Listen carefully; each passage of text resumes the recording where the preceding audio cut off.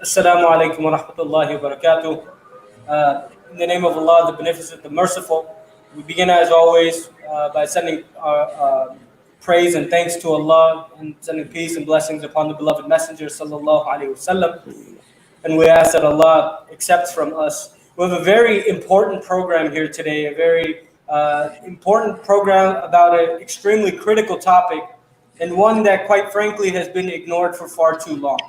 And that, of course, is probably, we can say, the biggest injustice to confront the Muslim community in this country.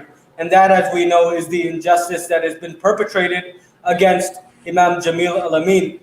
And though many of us may not recognize it and may not realize it, but the Muslim community, as because of this injustice, has suffered tremendously. And perhaps the gravest injustice is that we don't even realize to what degree we have suffered this injustice.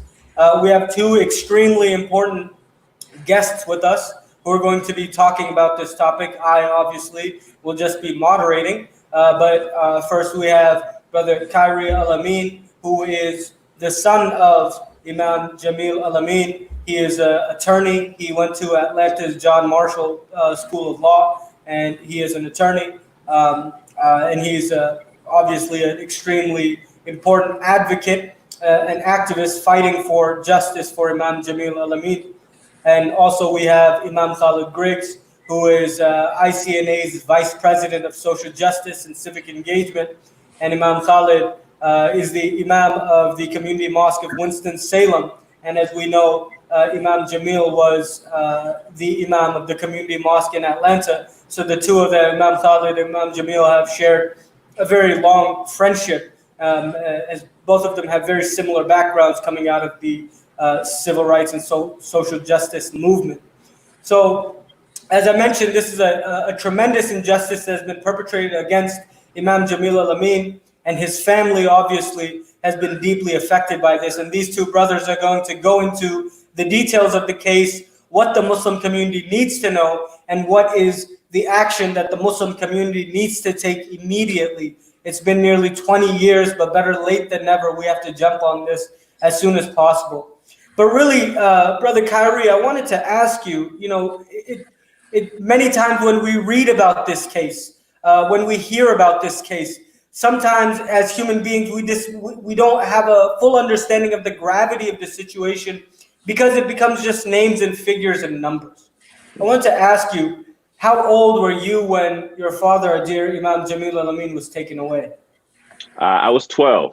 Assalamu alaikum, first of all, but I was 12 years old during the trial. At least I was 12, so 11, 12.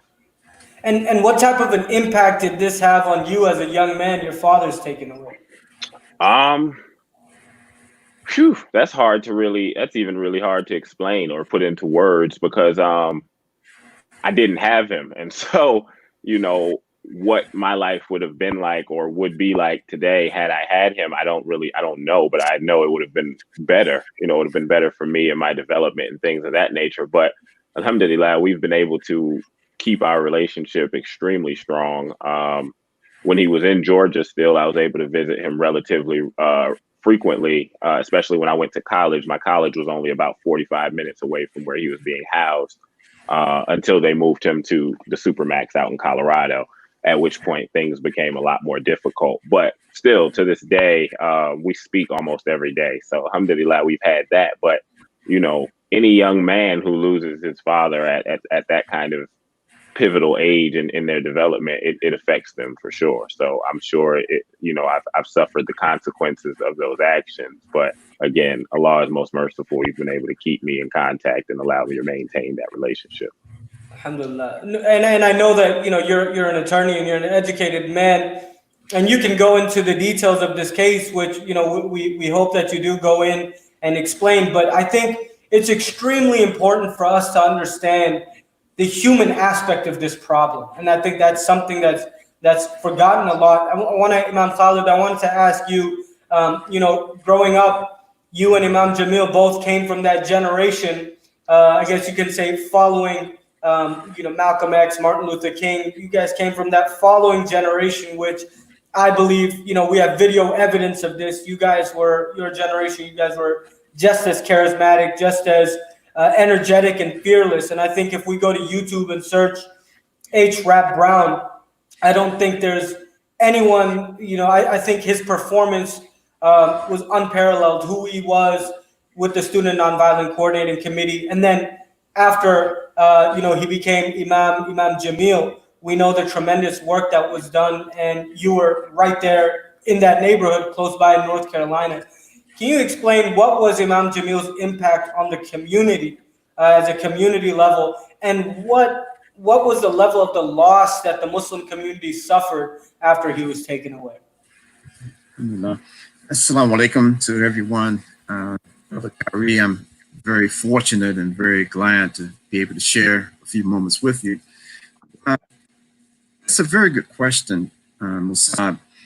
I think that, as Kairi mentioned, he cannot, he really can't quantify the loss that he had and what his dad, Imam Jamil Al-Amin, what impact that having his father physically present would have had on his life. And I think it's very similar when we look at the role that Imam Jamil played before he was Imam Jamil Al-Amin. That oftentimes the Muslim community, I don't think we either know or we give the proper appreciation for the work that Imam Jamil, even before embracing Islam in 1971. I've had so many people to tell me in the states where Imam Jamil was very active with SNCC, and particularly in Alabama, that Imam Jamil was one of the most fearless individuals that they had ever met. I've been told even that African-American men said that they found their manhood. They found how to express their manhood in the face of conflict because of the example and the words of Imam Jamil. And so the loss for almost the last 20 years that the Muslim community has suffered is a loss that has been equally, maybe not equally, but to a certain degree suffered by the non-Muslim community as well. Because those who did not follow the pattern that Imam Jamil followed in terms of embracing Islam after his years of this tremendous activism in the Black freedom struggle, there's an appreciation, a genuine appreciation in the overall community for that work.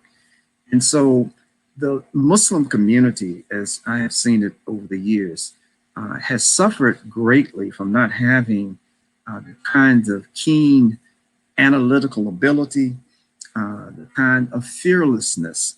This is the kind of leadership that is so often lacking in our Muslim communities, particularly when we're faced with very traumatic or major social upheavals or social related events.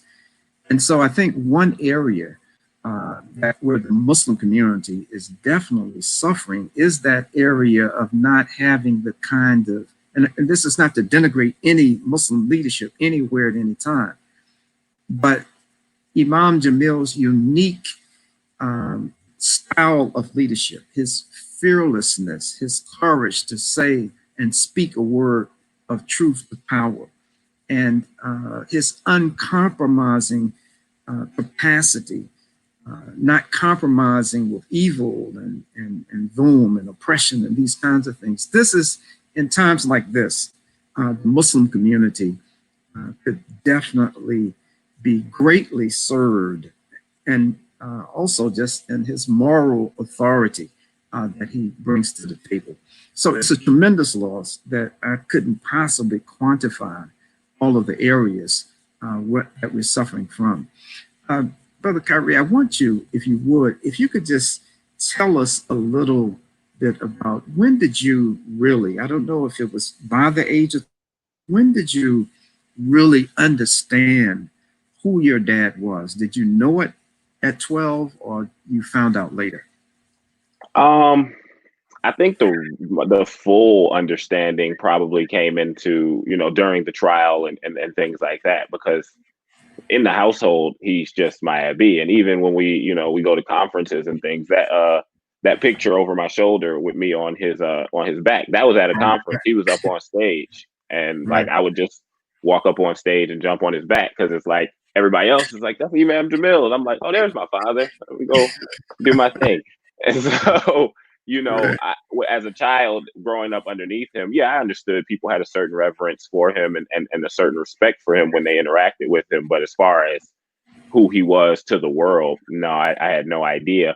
And it was unfortunate, really, that I had no idea, because I didn't realize who he was until I started to see his reputation be torn down, and realize that people were starting to, leave that state of reverence that they had for him based on this trial, if you want to call it that.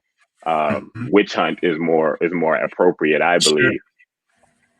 But yeah, no, so maybe around 12, 13, after this whole thing blew up, I started to do my own research and be more active, even as a young man, and learning who my father was. And then by the time I got to college, I was well aware that he was somebody special. Yeah. You have been blessed in a way that many have not been blessed, in that your mom has been with your father every step of the way in his activism prior to embracing Islam, then after embracing Islam. And so you've had the blessing of having a mom who convey certain understandings and certain commitments that you should have as her son and as the Imam's son. And so could you just address that just for a few moments about the impact your mom had? Absolutely. And even with my mom and my father, I have to reiterate to people on a regular basis that I'm not perfect. I'm still a young man going through this life thing and figuring things out for myself. So I make my mistakes, but don't attribute those to my upbringing, because they did a magnificent job. But my mom, as you said, I call her, Superwoman, because I don't know too many people who could have done what she's done, not just with me, but for herself. I've never seen her emotional. She keeps those things from me when I know that has to be a situation that she deals with internally. I've never seen it.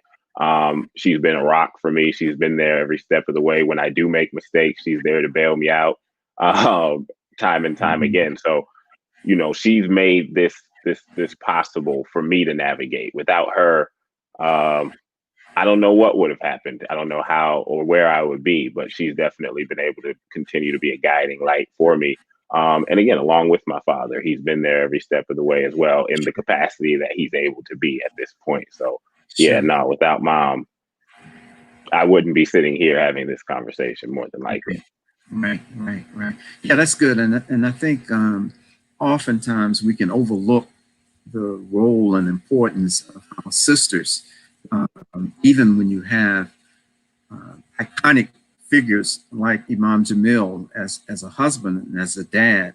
But we, in so many situations like in yours, the sisters are playing such a tremendous role. And your mom I know has played such a tremendous, not just support role, but in helping to amplify over the years your dad's case. And I'll say this in public to try to nudge you even further than what you're already committed to do. But I just pray that you will pick up this mantle and continue and see this all the way through to the end. I mean, you're doing that, but I think that it's essential for the rest of us that, we've seen your mom out there and struggling with this for so many years. And I just want to just encourage that you continue to do as you're doing now, because I think it's essential for, others coming in and mobilizing and this kind of thing. Let me ask you another question here. The involvements, the leadership that the Imam has provided, that you've been able to witness that leadership, particularly in the Muslim community. what do you see? What void have you been able, from your vantage point, what void have you been able to see has come about as a result of your dad not being physically present? I think the understanding of the importance of physical community, the actual closeness of community, with technology. When he was out, last time he was out, technology was nowhere near where it is today. And so Right. if you wanted to communicate, if you wanted to feel that closeness, or like that you were able to check in on your brother or your sister, you had to live somewhere in the vicinity.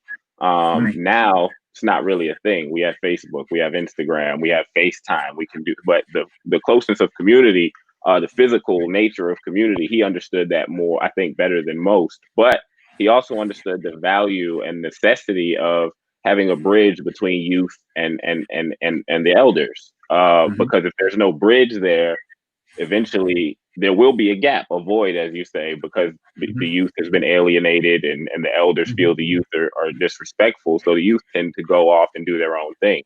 And so those two things compounded upon each other have produced what we have today. We have a youth who feels that they're not necessarily wanted or appreciated in their community. And they also feel like they don't have to physically be there to stay in contact. Right. And so those two things were his guiding principle. He built his communities around masjids because he said, Fajr and Isha is hardest upon the hypocrites. And so those were his guidelines. If you want to be a part of what we have established, you make Fajr and Isha. And in order to do that, you make it easy on yourself. You live around the masjid. And so those were the principles that I think have since left. The youth doesn't feel a connection to the leadership anymore, and there is no physical community. There might be 2 or 3 families that live around the masjid when it used to be every house. Right. Every house. So yeah, that's an excellent point. Just to remind myself and remind others, there is a narration of the Prophet Muhammad, peace be upon him, in which the Prophet said that the best before Islam will be the best in Islam once they understand the deen. And when I reflect on the life of your dad and the work that he did, the truthful, honest, non-hypocritical work that your father did, I'm reminded of that particular hadith. He was who he was before Islam, and it just became a better version of who he was after he embraced Islam. Now, let's sort of shift just a little bit, because I think a number of folks who are listening or watching this discussion don't really know a lot about the details of the case. And I want to start by just asking you a question as in your professional capacity as a lawyer. And then I want you to talk a little bit about this, the case itself. But in your professional opinion, because, just as a layman, I've never heard of any political prisoner who, and this is how I view Imam Jamil, I've never heard of any political prisoner having almost like a lifetime gag order on them. So even after this bogus conviction, he's still not able to publicly speak about the situation. Is this something that's common? Have I been asleep and just missed it? So what's going on with this? Yeah, no, it's ridiculous. Even Mumia has a whole radio show. Radio man. show. Man, what are we doing? No, they understand. They understand the power of his words. To move people to whatever action. That's the reason why he's in federal custody at this moment. It's because they put the leader of the Aryan nation in a cell next to him, and they got to talking, and he took shahada. So, that's right. After that, they were like, okay, federal custody, solitary, we don't have time for this, and we can't let you speak to anybody. But they knew that, all the way back in the trial. So the current gag order is an unofficial gag order. Basically, it's just if you request an interview, they're gonna say no. No. Okay. So that's just, but it's not technically on paper. So that's why we can't really do anything legally about it, because they'll say, oh no, he's not gagged. Tell them to submit a request. but Yeah. they've been submitting requests for 20 years, and he hasn't done an interview. He might have gotten one or two off on the telephone call type situation, but not the official interview that's necessary. And again, it's because they know who he is. They know who they have and why they have him, which is the most important piece of this. This isn't about this murder that happened and that we all know we all know at least he didn't commit. We've known it for quite some time, but we're convincing people again.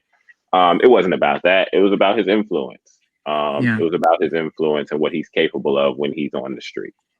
Yeah. Before you get into the case, let me just say ask about one other quick thing and just make a comment.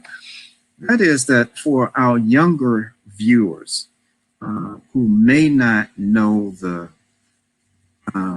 capacity to eloquate, to the spoken word capacity, the wordsmithmanship, if there's such a word, that many of particularly the younger folks, may not realize the influence that the Imam had prior to embracing Islam and having just a formal minbar, a formal pulpit to speak from. As a matter of fact, in one of the conversations that I had with your dad, and I think it was in Waymart, Pennsylvania, in Canaan somewhere, we talked for a while about his influence over the early rap, not rap is in his name, but just the rap community. Do you know anything about that? Can you address that at all? Yeah, he always wants me to kind of get the record straight, and he wants me to make sure I reach out to Chuck. So Chuck D is from Public Enemy can help him set the record straight. But rap, the actual art form, that is named after him. The thing that we like and love so much today, that's named after him, and style of oration that he used to use, and then now it's hip hop and it's gone on to be something much, but there's no rap, not the name of the music, nothing without H-Rap Brown, Imam Jamil. But the bigger picture I'd like the young people to understand is that he's really that guy, whether you're talking about pop culture or when we finally get the opportunity to present, this mini series, inshallah, a documentary on who H-Rap Brown and Imam Jamil is, you're going to react to him in the same ways you react to the Malcolm X document or that Malcolm X biopic or, American Gangster, except he never snitched on anybody at the end. Like, he's really that guy. You're going to be like, oh, wow, he's that guy. And it's like, yeah, he is. And it's just unfortunate that we allowed the government to pull the wool over our eyes one more time and take another hero and turn him into a villain that we villainize. They don't even talk about him in that way anymore. We do it. We do it. And so now it's time to kind of scrub that clean and get him back to, the position of reverence that he deserves to be in, because he's done so much for us at this point as a ummah and as Black people. Sure. Let me, I keep saying this, we're going to get into the trial, and we have a little time. We're going to get into the trial. I just want to mention this too, about the influence Imam Jamil has had over young folks, and not just with rap. I can remember, I can't remember if it was maybe 1995, a major national gang truce had been crafted. And your dad invited me, I think, and my memory is failing a little bit, but your dad invited me to come to a gang summit in which he was going to participate. I think it was in Kansas City, Missouri, if I remember correctly. So. Yeah. And so I went to the summit, and I honestly was just fascinated by how all of these, what we would call gangbangers, the kind of respect shown to the Imam and the kind of reverence that they showed to the Imam. And I remember this particular session, one of the sessions was on Jummah, on Friday. And so they said, okay, they made the announcement, okay, well, we're going to have this break for the Muslims to conduct their service. And Imam Jamil is going to be the one who's giving the khutbah. He's going to do the message for the day. So I thought, and, and probably all of us thought, that these guys are just going to get up and walk out. You could count on one hand the number of these so-called gangbangers who didn't stay quietly in all deferential posture to listen to your dad. And so it was inspiring to me to see that. It's not just a certain level of people or certain that the sincerity comes through and has come through with him and all the time. So let's get into the case now. And just to touch on that before we get into the case, sure. And that's one I've experienced that throughout the 12 years when I had him on the street, and that's one of the reasons why now when I see people who are closest to him turn their back on him, it hurts a certain amount, because it's like I know if he were here, that wouldn't be the case. I know what he meant to you. I know what he did for you, and for you to say, later for that, it hurts me as his son. And so, I've seen a lot of that. I'm seeing some of that still, but again, my B always used to say, truth smashes the brains out of falsehood. Now we got the truth and we have ways to present it. So, any questions that folks have, we have the answers for them. We've been telling people that a guy confessed for 20 years, and then alhamdulillah, Allah provided us with a video of the guy confessing. So, and then what made it so bizarre, I mean, he's confessing, as you said, in a different case, and the dude is on some kind of court television program. And this is how it comes to the just general public. Now, we're talking about anything else. Let's talk about the trial a little bit. Absolutely. What's your take on this fiasco of a trial? Even as a young person, I knew something wasn't right. It just didn't feel right. But as an adult who has now, passed the bar and I understand the law, it was a travesty. It was ridiculous. And we shouldn't have allowed it. I think the adults at the time understood, like, this ain't right. This can't be right. Like, we've had enough in our community interactions with the legal system where we understand, we don't like the legal system, but we can definitely tell when they're cheating. And that's what they did throughout the trial. They cheated time and time again. And when I say cheated, I mean cheated. From faulty ballistics, the lady who did the ballistics in our trial, who was hired by the state, she was fired from her job because she did faulty ballistics, and all of the cases, and most of the cases that she did the ballistics for. So the ballistics don't match. The description matches the guy who confessed, and that's 5'9", 5'10", light skin, gray eyes, small fellow. And my father's 6'5", 6'6", brown eyes, and we usually wear sunglasses. They said the man who shot these police officers was wounded. The guy who confessed was wounded. My father wasn't wounded. And so then all of a sudden the blood from that was found on the scene, they couldn't find a match because it didn't match the imam. So, all the way to the constitutional violation. They violated his constitutional rights a few times, but the most prominent one was they did a mock cross-examination where they asked him questions in the closing argument and then answered the questions for him to the jury after he exercised his right not to testify, because we believe that they didn't present a strong enough case that warranted him to have to testify. We proved that he didn't do it. But when you allow that to be the last thing that lay people on the jury hear, it changes the game a little bit. We had an FBI agent involved who planted evidence in our case, and we proved that he planted the exact same kind of evidence in a prior case against another African-American Muslim, but that one, he shot him in the back of the head first. So, he lied on stand about being alone during the search and was caught lying on stand. So that's perjury in a murder trial. It's just so many things that happened in this one trial that we've been trying to tell people, like, no, really, he didn't do it. Look, we can show you. But again, the most pervasive thing in all of this is that since before day one of the trial, the guy who did it said, I did it. So that's what we're hinging our case on right now, especially with the conviction integrity unit. I mean, we have all these other things listed out and we want them to review that as well. But it's like, hey, look, this guy, Otis Jackson, he's sitting in prison in Florida. He's telling you he did it. He's been telling you he did it. We have 3 affidavits from him. We have him on video. We have handwritten like every kind of confession you can possibly get from a guy, he gave us. Yeah. So it's like, what do y'all want? Like, if nothing else, we deserve a new trial, but realistically, let the imam go. Like, let him go. Yeah, yeah. You know, that's a good capsule. You know, I'm sure you are familiar with, and I think this was in, and you can correct me on the dates.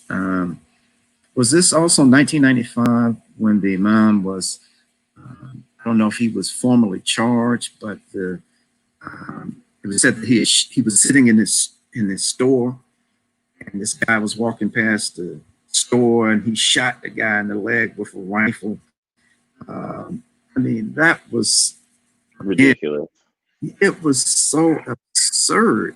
And is it true that the guy who was pushed and threatened to make the accusation, is it true that he actually embraced Islam? Yeah, yeah. It usually is the case with people who lived in the West End for long enough that tends to happen. That's right. But Right. yeah, he did. He did. That's right. But this is like, as you said, this has been a thing. You know, they've been trying whatever they can pin on Imam Jamil, Right. just because of who he is. You know, as a Right. Muslim cleric and leader in the West End community, he's responsible for the cleanup, not the fitna. That's not his thing. Right. That's right. And it never was. And alhamdulillah, his reputation preceded him, and so fitna didn't look for him either. Right. So Right. alhamdulillah for that. So yeah, it's just it was disheartening for a while trying to get people to remember who the imam was. Like, look, this isn't Right. even in line with the man Right. we know and love and have this respect for. If nothing else, he's told you he didn't do this. Mm-hmm. Yeah. That should have been good enough for a lot of people who it wasn't good enough for. But now Mhm. it's like, okay, we'll prove it. We'll Right. prove it. And I think we've Yeah. done a good job in the court of public opinion, which is why we've been able to get to where we are in the actual legal justice system this time around.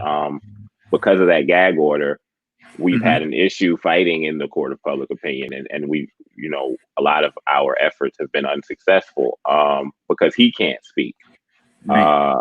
And so when he asked me to kind of step forward and take a more active role in his release efforts, that was my goal, was just to get the message out in a way that's palatable for people in 2020. And I think we've done that, and we're going to continue to do that. Our petition, you know, we've gotten 45,000 signatures or so. I think the last petition we did, we got 1,000 signatures. And so we're doing great. We're doing great. But that petition, every signature automatically emails the district attorney's office. And so Yeah. that's the importance of we're trying to get that number to 100,000 because they need to understand that people do still care. They have the evidence, they have the confession, they have all of that. But if we can't show them that people care, we're dealing with politicians. The district attorney is a lawyer, but he's a politician in the middle of a runoff right now, as a matter of fact. And so, you know, his position is, why should I do this? Yeah, okay, it's bad, or okay, somebody Mhm. confessed, but this was never Mhm. about that. What benefits do I get for doing this? And so those signatures help more than you know. A lot of people, when they call me, they'll have all these new ideas of how it's like, listen, I know you don't understand the signatures, but they really Right. matter. They Yeah. They really do. matter. They absolutely do. You know, and I want to just to recognize the hard work that so many folks have continuously done on behalf of your dad. Not anything close to what we should have been doing all along. But I know you have support groups like Imam Jamil Action Network and others who are tirelessly putting in the time and the work. And oftentimes, just like the case and the unofficial gag order on Imam Jamil himself, sometimes the quiet work, the good work that's done on behalf of the Imam and the support work goes unnoticed, except for those who are directly impacted, who are signing a petition or doing some of these other things. And so, you know, I just wanted to recognize, without calling any specific names, because people will get angry with me if we don't mention certain folks, but there are a number of folks out there who love your dad. They are so appreciative, like myself, so appreciative for the work that he's done on behalf of the community here. There are still some Muslims who are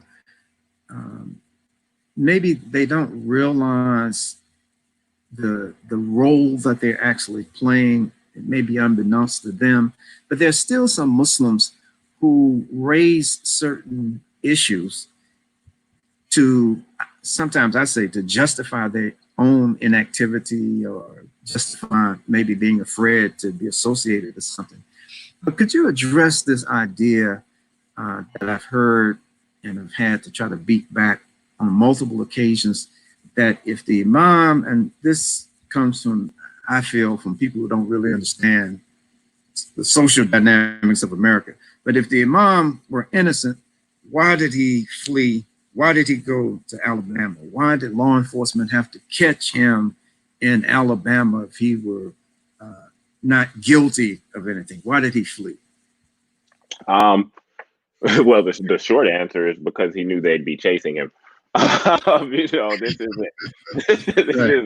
not a new, this wasn't his first rodeo, so to speak. Right. He's been a social justice warrior and or whatever you want to call him, civil rights activist, whatever you want to call him, for 60 years.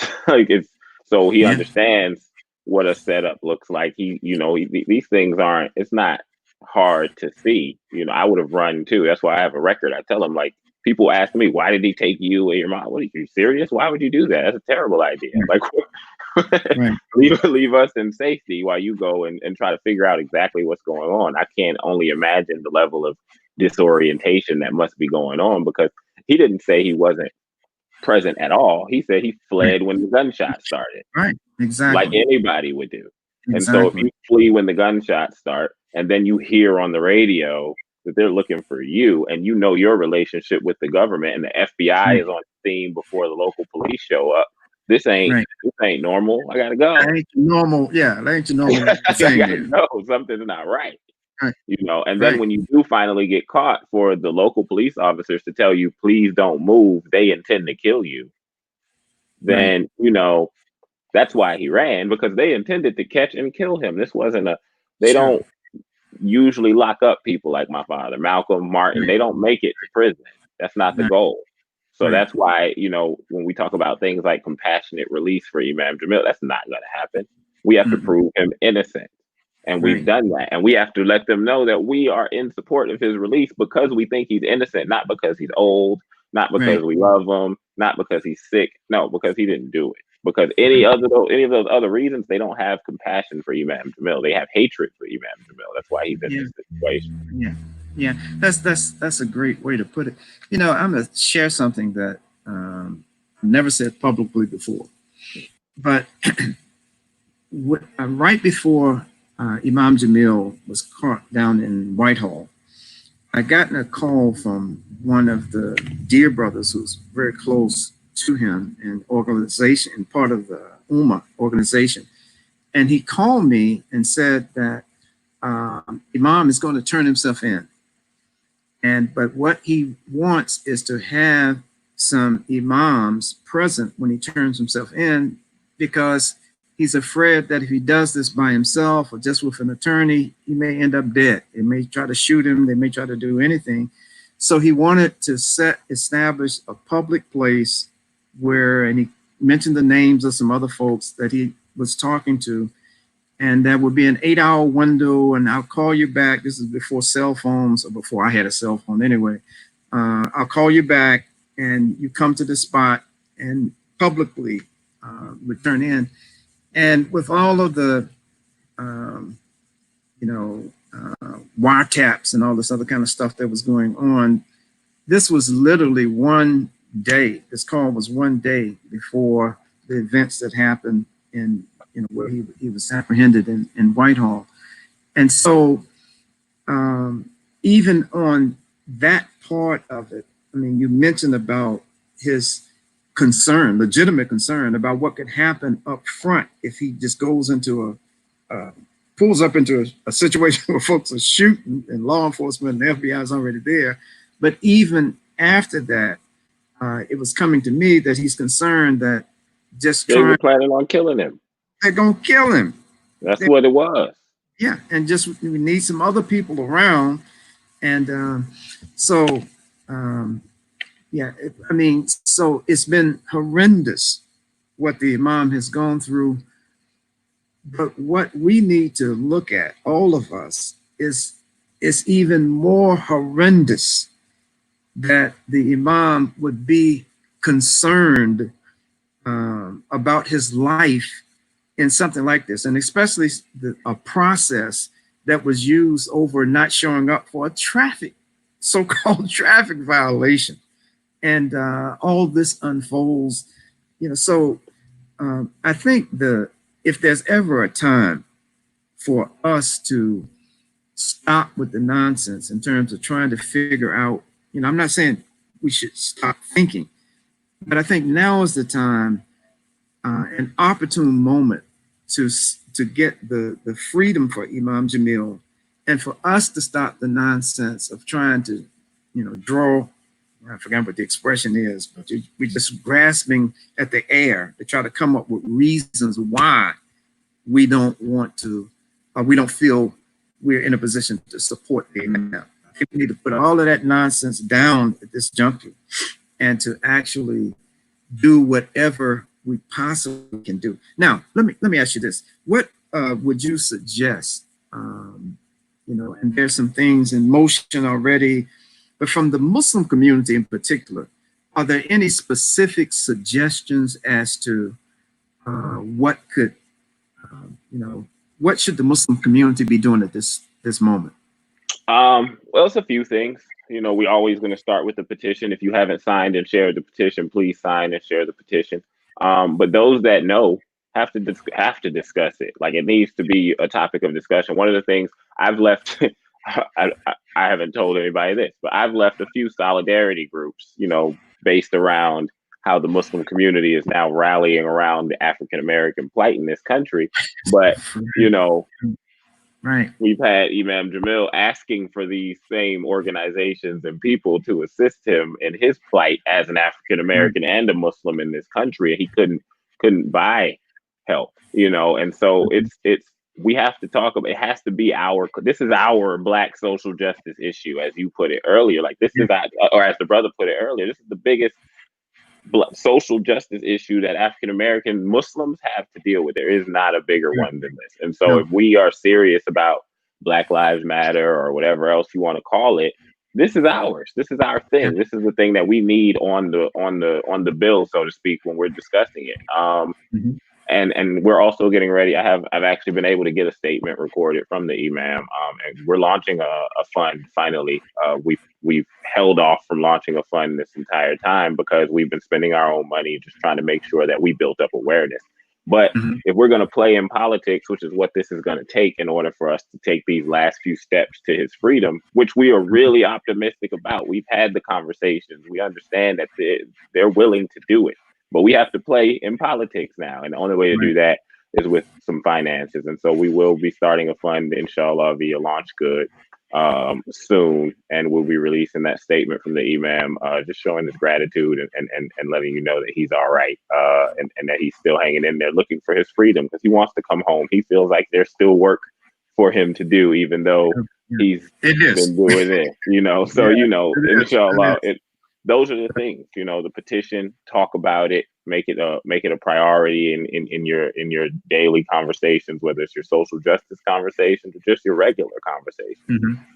We have a website available. You can go to freeimamjamil.com, and all of the information for current things as far as his trial and everything like that are there. Links to the petition are there. Videos are there. Send people to it. Get them engaged. This is a big deal. This is a big deal. Let me, can you talk a little bit about the Imam's health?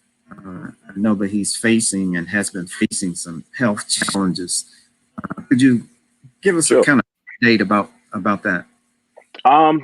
Well, he's up in age, so he's dealing with a lot of the normal older age health issues, but he does have some more serious things going on.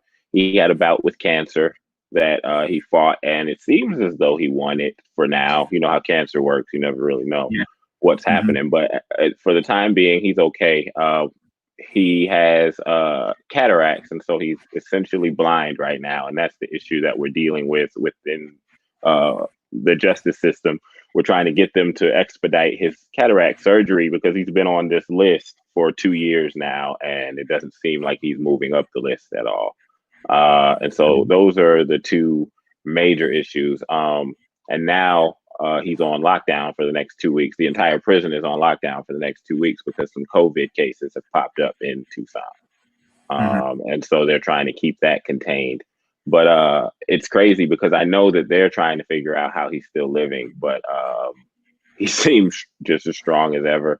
His mental faculties are, he's the same Imam. Yeah, He's the right. same Imam. So Allah is blessing him in those ways. And we feel, whenever I speak with him, our conversations are, look, we feel like this is the one. This is the time. This is the opportunity. So, we want him to finish out on this side of the wall and not on that side of the wall. So, inshallah, we're right there. Yeah. Are there any things that we can do to help facilitate this cataract surgery? I mean, can we write letters or call, or can anything be done? Because it's like it's sure, but it's like, because of the state of the world right now, I don't even know who's in the office to get those letters, or if they're just I don't know what that'll do. We could call, but they're not answering my phone calls when I'm trying to set up legal calls. So they're probably not answering anybody else's either. It's really a weird. It used to be a time where, maybe badgering and harassing them would get them to move along. But it's like, I don't even think there's anybody in the office to really badger and harass. The thing that we're trying to get done, especially because we're fighting his situation here in the state, is get him moved back to Georgia, because that'll solve all these issues. That would solve all of these issues. But again, the people who can pull that off for us are also politicians, and they're once again asking, well, okay, sure, what can you do for me? And now that we understand that, alhamdulillah, we know how to play the game, so we're going to play the game. But moving him back to Georgia seems to be the only way to deal with his health adequately, and it would allow his attorneys to continue to fight more diligently and be able to link with him more frequently to come up with strategy and how we move forward. But inshallah, either that happens or we get him home. We really think that with the strategy we're using and proper funding for this project, we could get him home in 6 to 12 months. Oh, subhanAllah, that would be wonderful. Could you explain to everyone, because this has been a question that a number of people have had, on a state conviction, what justification was used for the imam to be put into the federal system, and then without any infractions while he was in Reidsville in Georgia, then sent to a supermax? What justification? Whatever it is to me is not a justification, but what was said by way of explaining how he ended up in the supermax in Florence, Colorado? Well, the justification is twofold. The first part of the justification is that Georgia actually has a relationship with the federal government that says if they have a prisoner that's too high profile, or that they feel they can't adequately house, then they can turn them over to the federal government. And I think the number is something like $300,000 a year in state taxpayers' money goes to the federal government so that they can house him. So we're paying for this as well, just in case anybody was confused. But that's the arrangement that they have. And so once he was put into the federal government's hands, the federal government says we can put him in any one of our prisons that we want to put him in. He doesn't fall in line with any of our actual rules as far as how we treat federal prisoners, because he's not a federal prisoner. And so because there's a vendetta against him, of course, you put him in the worst prison ever in the in the Supermax. And so whenever we would ask them for the longest time to move him out of the Supermax, they would tell us the only place we're willing to send him is back to Georgia. And the only way we'll do that is if Georgia asks for him. And Georgia says, we're not asking for him. So that has been the song and dance we've played with Georgia and the federal government for the last, 13, 14 years or so. Of his federal. Now that's the time he spent in federal incarceration. So the only reason he got out of the Supermax was because the cancer came about, and we were able to reach out to the Black Caucus, the congressman, that's the Black Caucus, Benny Thompson, and them. They reached out to Obama's. What's the word I'm looking for? Not organized. What do they call it when you have hold on, I'm gonna get it. They reached out to Obama and the other constituents working with him, and they were able, Eric Holder and those folks, and they were able to have him move to Butner to get proper medical treatment. And from there, Butner very quickly after they felt like they stabilized, and they said, "That's it, we're done. Where else can we send them?" And they didn't, alhamdulillah, send him back to the Supermax because we were ready to file lawsuits for that. So they sent him out to Tucson, Arizona, where he has been ever since. Yeah, I know he was in and out of Butner so quickly that they couldn't process my paperwork in enough time for me to see him. He's right here in North Carolina. And he was gone before the paperwork. Well, I actually traveled to North Carolina to see him, and once I got there, they told me I couldn't visit him. They were like, "Nah, sorry, not gonna happen." And so they sent me on my way. After approval, they told me I could come and everything, but once I got there, they were like, "No, never mind." But what happened was word got out in Butner that he was there. Yeah. And once that happens, it's like, "Oh, we want to see him." And so they were like, "Nope, get him out of here." Get him out of here. We only have about 8 minutes time left, the allotted time. So if there are any questions that have come through, Musab can, I see Musab is trying to get back in here. So we have a number of questions, and I'd like to give the audience a chance to address some of the questions. Inshallah. Brother Kairi, one of the questions that came through was, you mentioned that regarding this petition, that it goes to the district attorney, and you mentioned that the district attorney is in the middle of a runoff election. I don't like to play hypotheticals here, but if we were in a position that we could have mobilized and prioritized this as an issue, couldn't this have been served as, if we had more people who were behind this, couldn't this have served as one of the cards that we play? Look, if you want our votes, this is something that you got to do for us. It is a card that we do intend to play this go round. What happened was I gotta be careful here. We intend to play that card now that he's in a situation where he's running, where he has to do this runoff. The election is in August. The actual his where he runs against them, it's in August, and we definitely intend to leverage it this time around. It was a conscious decision not to do it the first time around. That's the best I can do on that part. But we do intend to. We're playing politics this time for sure. The problem is it's a very local election. So it's Fulton County. It's not even at all of Atlanta. And so that's the people we have to galvanize for him. But that's doable. We are very confident in our abilities to do that. And we're working on setting up a meeting to sit down very soon with his people so that they can understand, listen, we can win this for you. So in addition to, and because this is a national webinar, we may even have listeners from other countries, but we have a number of people who are watching this and following this from all over the country saying, okay, well, if I don't live in that county, what can I do? Can I somehow, contact that DA, send them an email or anything like that?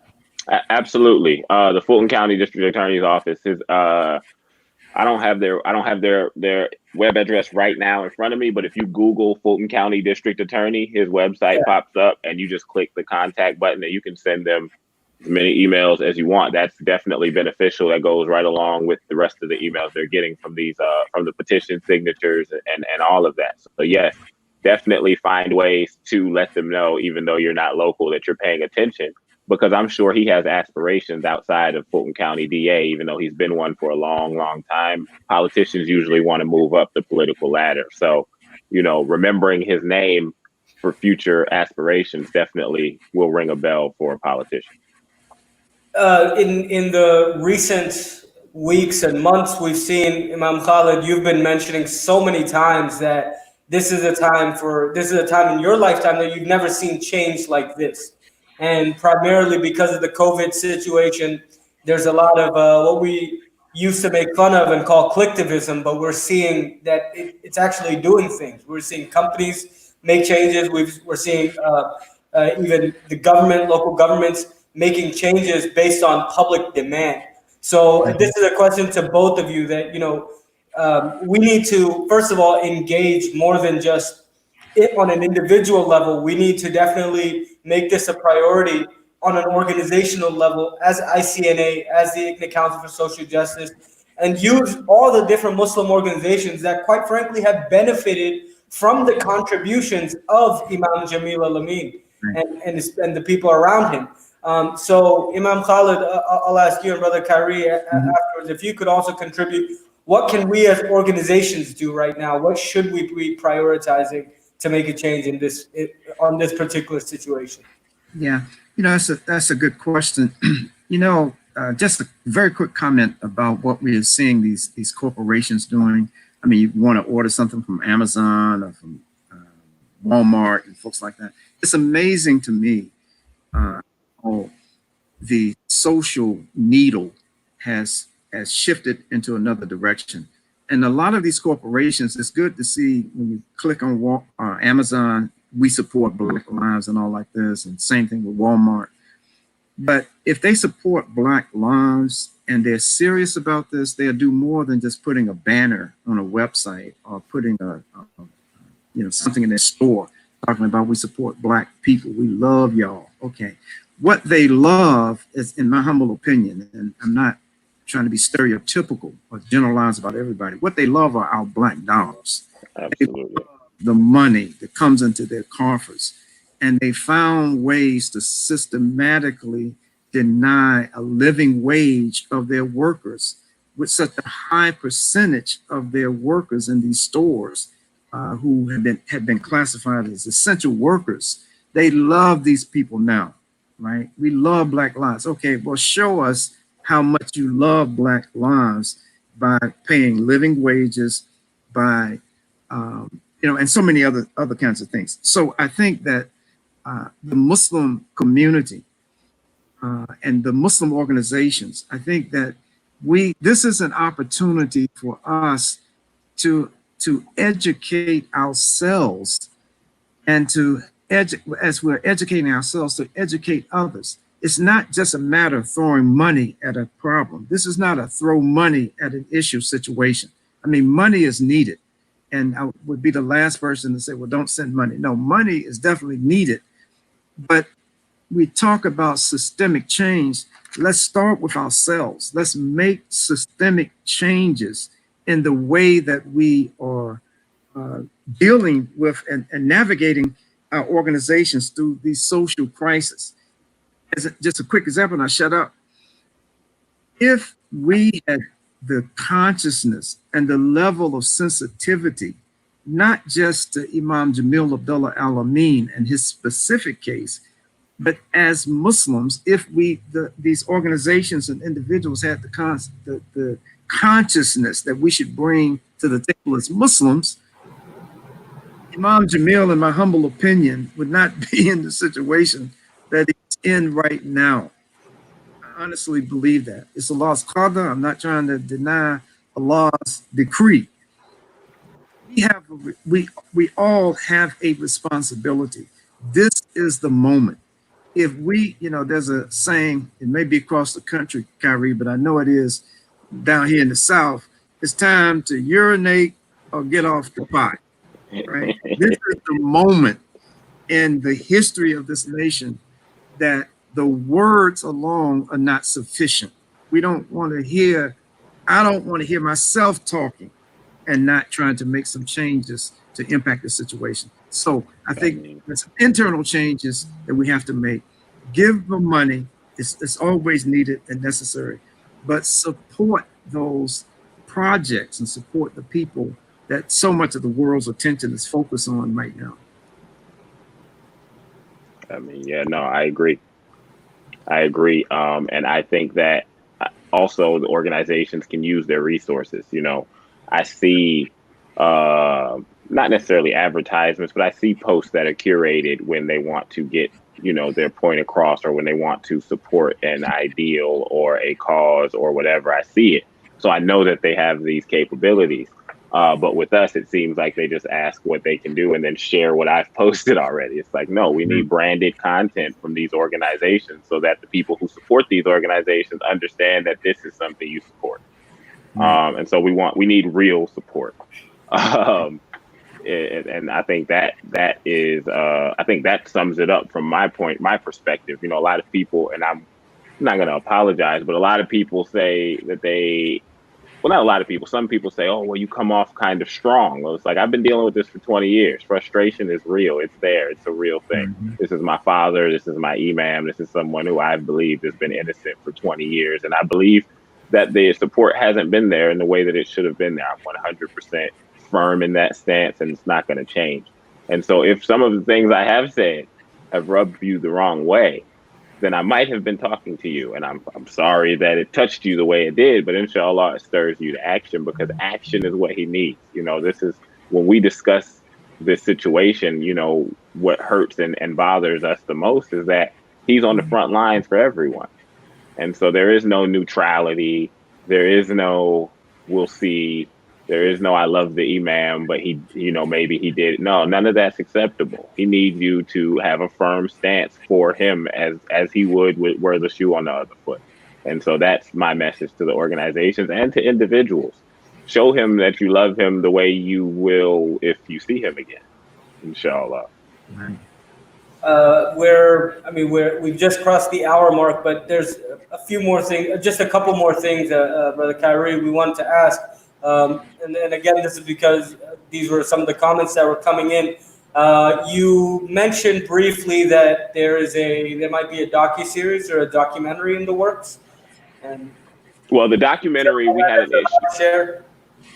had an issue with the documentary, believe it or not. We raised money for the documentary, and then it put the money into the current campaign that we're pushing because, one, we didn't raise enough money for the documentary, and two, the issue that we were running into was people would give us their word that they were willing to do the documentary, and then I'm assuming they spoke with someone, and we would get a call back like, you know what, I really can't do that. Never mind. And so instead of doing a documentary, we've actually been writing a mini series so that we could tell the story however we feel like telling the story. And because that's what they've been doing as well. So we're going to shoot a dramatized mini series, almost like the When They See Us for the Central Park 5 situation. We've written the pilot. Well, almost finished writing the pilot. We have the director, we have the shooter, the videographer who'll be shooting for us and everything. So that's a project that we're really excited about moving forward with, and we think that it's going to again do great things for bringing back the reverence that we believe people should have for him. Because again, he's that guy. Like he really is. The rappers that you love, they love him. They ain't saying nothing because they have things to lose, and we understand that. But they love him. They know exactly who he is. You know, the actors that you know and love, they love him. Like he's really that guy. And so we need people to understand that because it's easier to drum up support. You know, it's crazy. And I don't mean this in a way that, you know, to diminish or raise any one person over another, but it's crazy that a situation like George Floyd can get 500,000 signatures in a day. And we've been at this for 4 months and we're at 45,000. Like, it's crazy. That's crazy. He's our guy. Like, that doesn't make any sense to me. And rest in peace to George Floyd, you know, and all the others who've been affected by this. We are going to get that systemic change that we're looking for. But that's not what I'm discussing. I'm discussing the person versus the person. It's like he's done things for so many people like that you directly benefited from. How is it this difficult to put your name on that signature? You know, that's what we need. We need real support. Again, that's no more fake support. We've had a lot of that. It's itchy. Let's get real support. No doubt I mean, we pray and that this television series or this mini series that you guys are working on, we pray that this is fruitful and this is successful. I remember Imam Khalid Griggs, as long as I've been listening to you, it's probably been like 20 years now, from way back in the early 2000s all the way till the last time that you were in Texas. I can't remember a single time where you spoke and you didn't mention Malcolm X and Imam Jamil in the same breath. So no doubt we know that he is the man, and we're hoping that as the tide begins to turn and this next generation of Muslims who are born in this country and more brothers who are embracing Islam, we're seeing a lot more passion and enthusiasm on this particular case. But I feel that we as an organization and all the Muslim organizations, we really need to jump on this.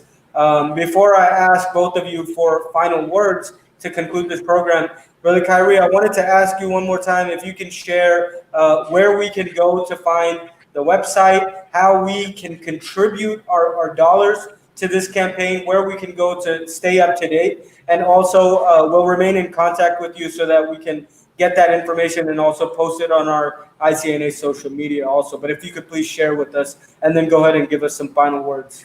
Absolutely. FreeImamJamil.com will redirect you to the informational site that I've created. I see that people are having issues with the IJAN website. It's actually now Imam Jamil Action Network Weebly, WEEBLY.com. So I'm not sure when that changed, but it has changed. That's how you get to IJAN. And as far as donating goes, we have not launched that fund yet. We're in the process of setting it up and getting things prepared for that. But if you sign the petition, it will go out as an update on the petition and you'll get it in your email. Plus, I promise if you follow me anywhere, or even if you don't, if you've ever seen me anywhere, you're gonna see the fundraiser when it comes out. I'm gonna make sure of it, inshallah. So give me about a week on that, and that should go live.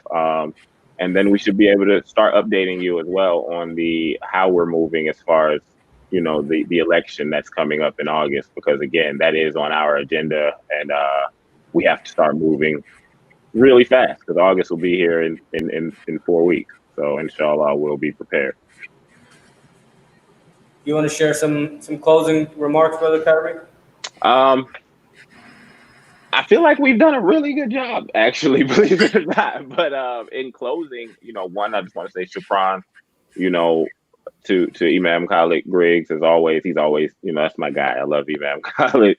I know he's seen some of my rants and ravings online. It's not at you, Imam, I promise. I promise.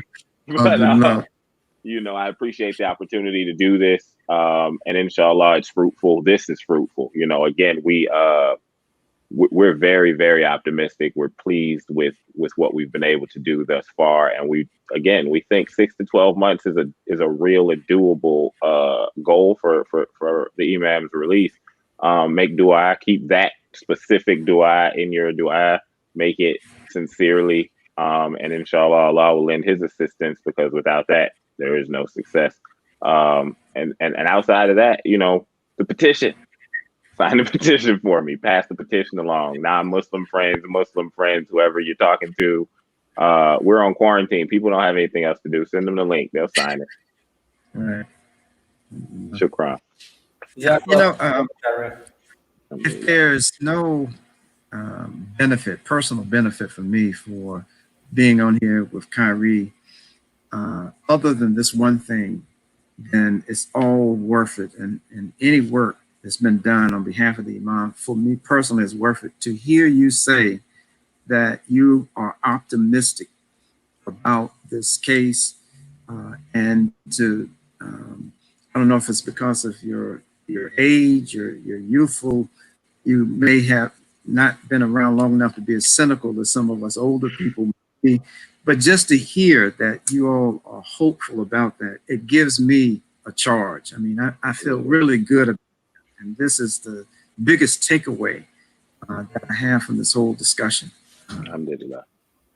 So alhamdulillah, I think I feel good about that, and we'll take this away from this particular session. I mean, shukran. Alhamdulillah. Alhamdulillah. Imam Khalid, did you want to wrap things up for us? No, I sort of like Kairi. I think that we covered a lot of ground. I think that if folks who have watched this can get anything from it, if you don't know a lot about the case of Imam Jamil, I would pray that this would be something that would prompt you to learn more about and to energize. Just within the last couple of days, Musab and I have been in a online meeting, a Zoom meeting, where a number of young leaders of Muslim organizations, young folk, want to collaborate to do something on behalf of Imam Jamil. And so this is not a wasted moment in time as far as Imam Jamil goes, and the Muslim response. And you have our commitment that anything that we can do to try to help facilitate that awareness and that action. I mean, just don't be aware, let's do something. But Kairi, if you could just give the website, the IGN website again, because I had tried to go on there the other day and something. Yeah, I just went to it too, and I was like, what just happened? But it's right. It's you got to spell out the whole thing. It's Imam Jamil Action Network .weebly, which is WEEBLY.com. Okay.